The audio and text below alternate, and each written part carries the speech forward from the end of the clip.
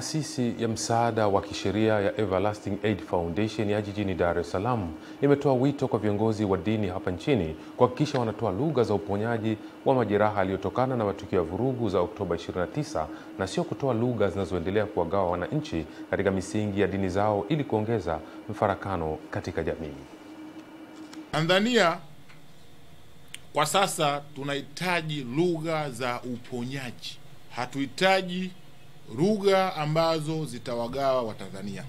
Mkurugenzi wa kituo hicho Daktari Amis Masudi akizungumza na waandishi wa habari amesema tangu kutokea kwa kadhia ya Oktoba 29 kumekuwepo na matamshi na matamko mbalimbali yanayotolewa na viongozi wa dini ambayo mengine yamekuwa yakihimiza uvumilivu, amani pamoja na kusubiri baada ya kuundwa tume ya uchunguzi, lakini mengine yakiendelea kuwagawa wananchi. Tumeona baadhi ya kauli ambazo si njema, ambazo kauli hizo tunaamini kwamba zimetolewa na watu kama inavyoelezwa kwamba wachafu wengi huwa wana mtindo wa kuvaa nguo safi. Manake mtu anapovaa joho la udini, kiongozi wa dini atakapotoa lugha zenye mkanganyiko katika jamii, zenye kuwagawa watu, kuhatalisha amani, ni kwamba wachafu wengi wana mtindo wa kuvaa nguo safi. Kwa sababu dini zote, vitabu vyote vitukufu ukivisoma, kitu cha kwanza imeeleza jamii njema ni ipi, inajengwa katika misingi ipi.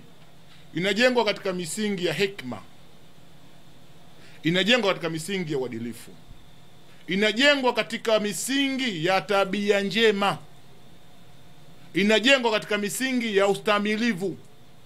Aidha, Daktari Masud pia amewataka wananchi kuwa na subira baada ya Rais Daktari Samia Suluhu Hassan kuunda tume ya uchunguzi ili kuchunguza matukio ya vurugu za Oktoba 29 na baadaye kuja na suluhisho, lakini pia wakalishauri jeshi la polisi chini ya usimamizi wa mkuu wa jeshi hilo kuanzisha mchakato wa mikutano ya wananchi na jeshi hilo kuanzia ngazi za mitaa.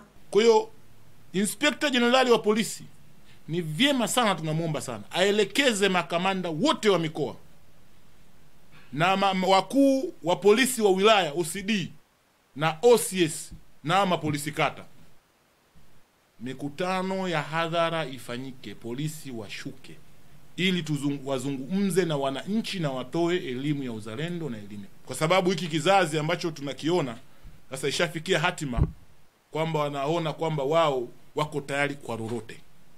Jocelyn Zefania, Channel 10. Asante Jocelyn.